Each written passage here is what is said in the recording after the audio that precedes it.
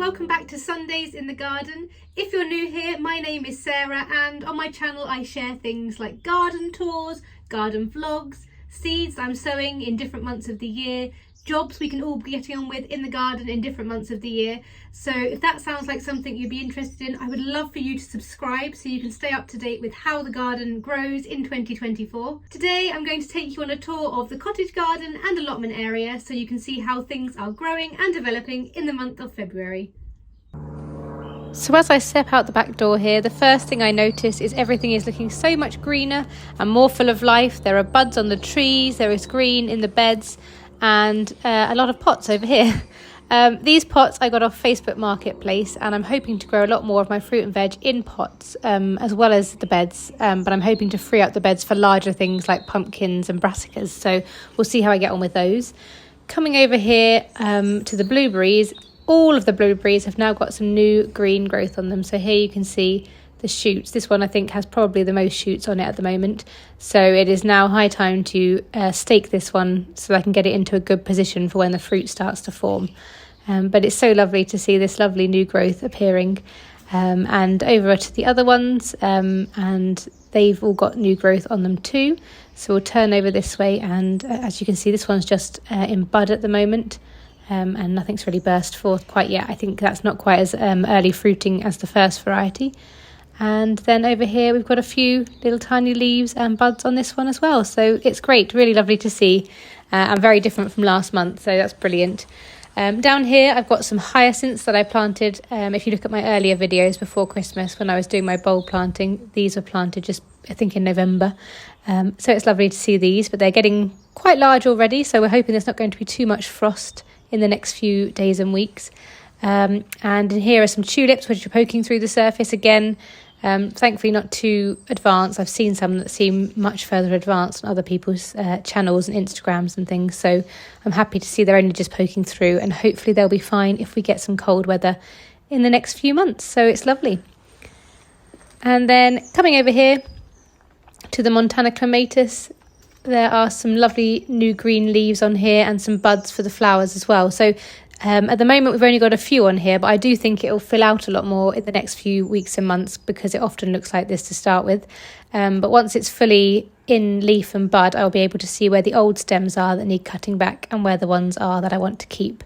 But that's such a beautiful, beautiful clematis, and I can't wait to see it in flower in a few months' time. Okay, coming over here now to the pond area. I need to tidy up all my pots and bits and bobs over there. But in here, in these three pots, I've got an apple and a pear and a cherry tree. These are pot trees that my mother-in-law gave to me.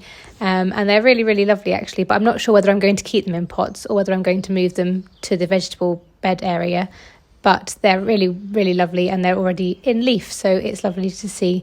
This is the apple tree coming into leaf now. So I'm excited to see how these develop this year. Now looking over here to this side of the pond, you can see the peonies starting to poke through the surface, and the old stems above, so I'm going to be cutting those back this month to make way for the new. And loads of lovely primula or primroses over here, which have all kind of self-seeded and spread. So there's loads and loads underneath this area next to the pond, and they're not quite in flower yet, but really beautiful. Looking at the pond area now, these grasses are here. I'm going to tease out to remove all of the old foliage and stems so that I'm left with the new green growth. But this area is absolutely beautiful when it bursts into life, and it'll only be a few short weeks and months and we'll be there. Looking at the patio, I can see it needs a really good clean, so my neighbour has a jet wash I might ask to borrow, or just an old-fashioned broom and water will be fine, I'm sure. I'm going to kneel down here and look back at the lavender because, as you can see, it's very woody and old looking and it needs replacing, and that's the same on the other side. But I have actually taken some cuttings before Christmas which are springing into life already, so I'm hoping to replace those with cuttings I've taken from this. And there's some Japanese meadowsweet there as well in leaf. There's the robin. Hi Robin! We've heard you singing, you've been making some lovely songs in the background. And over here we've got some Japanese meadowsweet, which I cut back recently, and it's starting to produce leaves now, which is lovely to see. And all the roses have now been cut back, so they're ready, and there's already some lovely green growth, which I'll show you a little bit later. Here is a wild tulip that's sprung up, and to be honest, I'm not really sure where it's come from, and that's quite similar to many areas of this garden. Things appear and then disappear for a few years and come back, but there is another wild tulip there, and nestled in this muscari bed here we can see more tulips starting to poke through, so it'll be great to see those in a few weeks and months.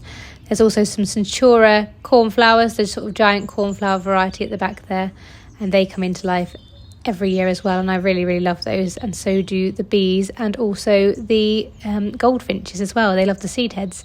As you can see, I've laid down some of the bricks on this side of the garden, but I've yet to actually cement them in, so we'll have to do that in a few weeks time, but it's nice to see where they'll lay and gives me a good idea of how things will look.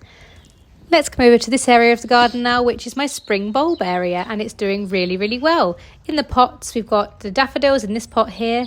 Then there's a pot that looks empty behind it, which actually has some daffodil bulbs that I forgot about, but they were starting to sprout, so I've put them in to see if they catch up. Some wild garlic in here that I'd like to put in my new shaded border further up, which I'll talk about in a few minutes.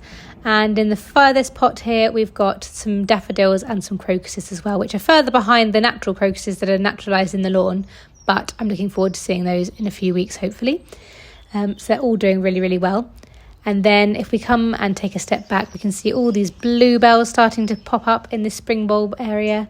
It's going to be a nice sea of bluebells, so I can't wait to see those. We've also got snowdrops in here, irises in here, and daffodils that I planted. And actually the snowdrops are nearly finished now, as you can see, which is a bit sad, but I have got some pictures that I'll insert in a minute to show you what they were like. The irises are still going, and the daffodils have yet to really bloom in this area, so lots to look forward to with the bluebells and the daffodils. Coming down here you can see some other snowdrops that have been here for a long time, but they got disturbed last year with various things that were moved around. So what I'm going to do with these, I think I'm going to divide them. But here they were in all their glory, and I think they look really beautiful. So I'm going to try and divide these so I can spread the snowdrops more sporadically throughout the spring border bed, and that's a job for the next few weeks, so that they are spread in the green. But here they are now, looking rather tired, bless them. And as you can see, the euphorbia has started to grow up as well and produce some buds up here and some new leaves, so everything is actually probably looking a bit further ahead than you'd expect for the time of year, because we've had some pretty warm weather, so hopefully everything will be fine. Here are the irises a bit closer up. Really pretty in the lovely February sunshine. So I hope to get a few more of this colour, because they add that lovely purpley blue colour before the bluebells come into their own in a few months. Really pretty. So hopefully over the next few years this border can develop and be filled with even more spring flowers. Moving up to the middle of the garden, you can see these poor crocuses have been really squashed with all the rain we've been having. So I'll insert some video of what they were looking like before they got completely mashed with the rain, because they really were beautiful. Here they are, looking so cute. And these actually have naturalised in our lawn a little bit. So they start here under the tree, but they do spread all the way over here into the lawn. And I found them in various places all in this area of the garden, just popping up. So we just leave those because they look so pretty.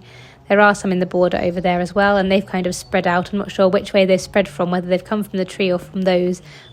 But they're spreading everywhere, and I'm really happy about it because it's lovely to see the naturalised crocuses. Coming back down to this area of the garden now, we can take a look at the roses, which have all been cut back and pruned. So they're now just starting to produce their new leaves for this year. And all the leaves are looking really healthy. No sign of any disease at the moment, so that's great. And same here with our Roald Dahl rose, really healthy leaves, lovely colour on them already. So lots to look forward to here, because these roses really are so beautiful. If you want to see some pictures of those, you can have a look at my recap for the year, where I've got some inserts of pictures of these roses when they're in their full glory. This is a yellow rose, yellow climbing rose, really beautiful, and lots of leaves here on this one as well. Everything looking really healthy and green and ready to go. Very exciting, and I can't wait to see these. They really are the jewel of the garden and a pleasure to see every year. Coming back up this way now, the yellow loosestrife is starting to peek through the ground, and you can see where that's all growing. So that's always good, because I can see where I've got loosestrife growing and where I've got weeds growing at this time of the year. So There is some green alkanet, which I don't really want as much of as I've got, so I might remove some of that. That's a lady's mantle, lords and ladies, which can be very poisonous, is very poisonous, and has very tempting red berries on it. So we have to be really careful with those with the children. So that one might be coming out, along with some of this green alkanet that has kind of spread further than I want it. But there's some bluebells here, which are very welcome to stay because bluebells are beautiful, and also some alliums popping up, and they kind of spread every year in this area, so we'll just leave the alliums to do their thing and see how they get on. I thought perhaps I could plant alliums all round this bench next year to make a beautiful feature. As you can see, the bench needs cleaning and repainting, but that's a job for the coming months. So I'll bring you back over to this side of the garden and this border, which I need to really talk you all through because we haven't done anything with it since we moved in. There's some beautiful tiny little daffodils here that are coming through, really pretty, so we'll be keeping those somewhere if not here. And some more down here. They're so cute. They look great in pots and containers as well, don't they, by the front door and things. But yes, this border is one that we have taken no control of in the last 10 years at all, and we've just let things grow. So there's a hazel tree up there which creates some shadow, and with all the trees surrounding it, it's a very shaded border, so it needs a lot of consideration to see what I put in here. Coming up here, you can see I've cut back the Barbarous plant that was much taller than this last year. Now I can actually get to the fence once it dries out and paint it, which is really good. But I'm going to try and cut these down further because these are just plants I do not want in this border because they're not child friendly, full of really, really sharp thorns. So just not for our family, but lovely in other gardens. So you can see I've cut some things back here, but lots of the cuttings are still down here and needs to be tidied up. This area again is rather wild. I don't know what's in here particularly, but I have grand plans for it with some foxgloves, some verbena and other shade-loving plants. But yes, we'll talk about that in a moment because I'd like to show you this lovely bird's nest. And let's take a moment to listen to Mr. Robin. His song is just so beautiful.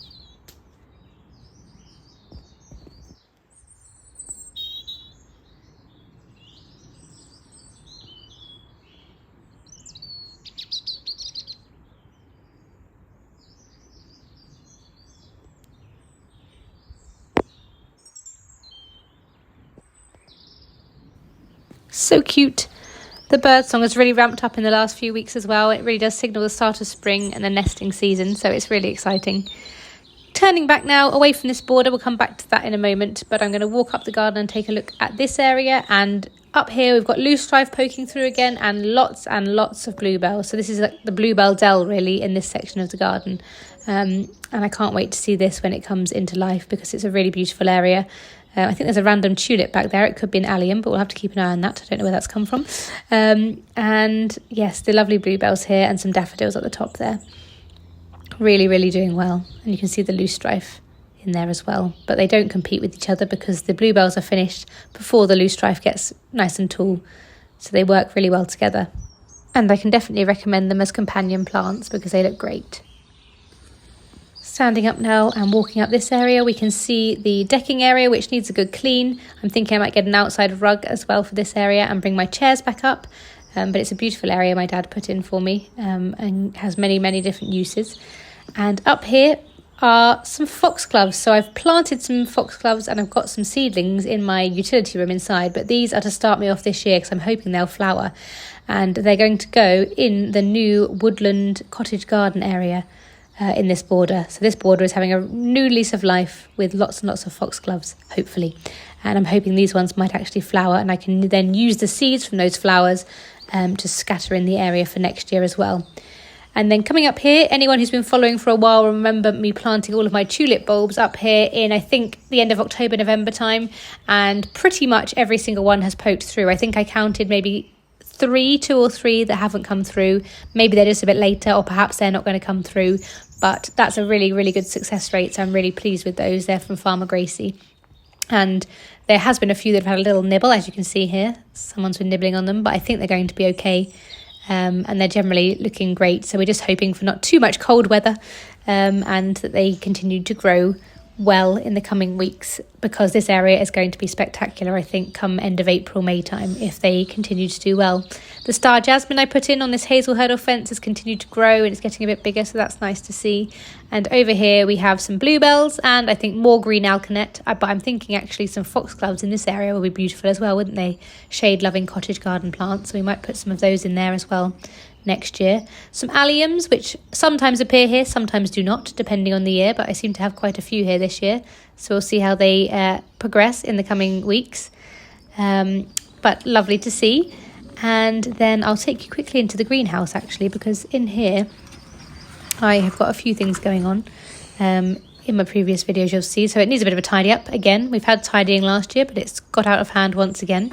But you can see in here is the lavender that I propagated last year, and you can see the stems that haven't taken. This one here did not take, but you can see the ones that have still got their lovely fresh growth on them, and these ones have taken. So I'm going to let them spring into life and separate them out, and hopefully be able to transplant those down into the area by the pond to replace the older ones. Beautiful primula primrose here. I really liked this one because it's got different types of flowers to the traditional primrose. I thought they looked much more like roses, so I love that. And here we have some onion sets I've planted, starting to produce some green leaves now, and they've all rooted in, even the ones that don't look like they have got any leaves, so they're doing well, ready to go out in a few weeks' time. And yes, the lovely green over there is looking promising, so we'll just leave those and see how they go. Down here, if you remember last week I planted some carrots, no sign of the carrots yet, but I am keeping an eye on them and making sure that their container stays moist but not too moist. And down here is the lettuce bowl, again no sign of the lettuce yet, but we'll keep an eye on it and I'll let you know how it goes. I had some great lettuce in this bowl last year, so I'm hopeful that we're going to get the same because it's a really good feature. Out of the greenhouse now, and we come up to the allotment area, so let's see what's changed. Round here I have got my new herb garden, which I put in a few weeks ago, and as you can see there is some rosemary in here, we've got some sage, we've got some oregano, and I've got some thyme so far. So there are two still to fill. Sage was a really popular choice in my comment section last week, so I managed to get some of that to pop in, and I'm going to think on the last two before I decide what to do. This area over here I'd love some advice on because I'm not sure what to do with it. It's fairly shaded, but we'll keep an eye on it this year. There's some bluebells that have decided to pop up there, which is lovely. But anyone got any ideas of what I could do with this area? At the moment there's not really much here because it had the big dogwood which has been removed, so answers on a postcard. And here we can see the rhubarb crowns just starting to burst into life. So this one I obviously didn't force, and the same here, they're doing their own thing naturally and just starting to wake up. And then if we take a look underneath this pot here, I started forcing this 4 to 6 weeks ago, so let's see how it's doing. Wow, look at all those lovely tender stems. That is looking absolutely amazing. I think they're going to be absolutely delicious. So I'm going to leave those, they're growing really, really well, and cover them up. Apparently they're so much more tender and flavoursome when they are forced, so I haven't done this before, so we'll leave them and see how they go this year. But that's brilliant to see. I'll keep checking in on them. Over here, the strawberry patch is looking very, very tired and needing to be cleared out of all these leaves and straw and things, but it'll be springing into life before you know it. And I think I'm actually going to swap the rhubarb bed with the strawberry bed next year. So I'm going to take some runners from the strawberries and put those over here and take out these crowns. Probably pop 2 rhubarb crowns in here and give one away, because we eat much more strawberry than we do rhubarb, so it'd be better to have the bigger bed for that. As you can see, we still have a lot of mess in this area. This is kind of the untidy area of the garden at the moment, particularly this bed still needs sorting, but I'm hopeful to clear that in the next few months because it would be great to use this bed properly this year. Coming a bit further up, you can see the garlic is doing really well. So there were 2 that had been munched, one of which has completely disappeared, but one of which does seem to be regrowing, so that's good. So we've only lost 1 so far, and they're looking really lovely and healthy.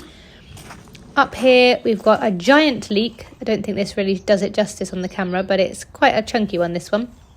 And there are 2 of a reasonable size, and the rest are tiny, so I'm not really sure what's happened there. But I don't know whether to remove the tiny leeks and start again or just leave them to keep going. The onions here looking rather small and tiny. Not much has happened with them since I put them in before Christmas, but I think I'll leave them to keep going for a bit longer. The broad beans are looking pretty good actually. They've endured a lot of cold weather, sort of really, really cold temperatures, -8 in January, and these ones have been munched as you can see, but they are still going well. two different varieties, a red variety and a green variety, and looking forward to seeing how they go in the coming weeks and months. Really pleased with those. I'll probably protect them if we do get some cold weather again with some fleece, because I have been protecting those on really cold nights, but they're pretty cold tolerant. Looking at this area of the garden, this is the messy area of the garden again, with all the blackberry canes and nettles and other things. So I would love some ideas of what you would do with this area of the garden. If we had our way, we'd love to put a structure in here, a shed or something like our neighbours, but we haven't got the budget for that at the moment, so let me know. You may notice this tree is looking rather different. It's had a haircut. This tree is not in our garden, it's in our neighbour's garden, and we were very, very sad to see it being cut. We were actually really worried it was going to be cut down, and thrilled to see it's just been pruned back. But looking forward to seeing this regroup after its haircut, and hope it comes back to life happily this year, because it's one of the most beautiful trees I've ever seen, to be honest, and we absolutely love it in our garden, providing some nice privacy from our neighbours and a beautiful waterfall effect up here. And that pretty much concludes the tour, but anything you would do with these areas that we haven't got things growing, this area here and obviously the one by the herb garden, please do let me know, because I'd love to have your advice and ideas on what we could do with those areas.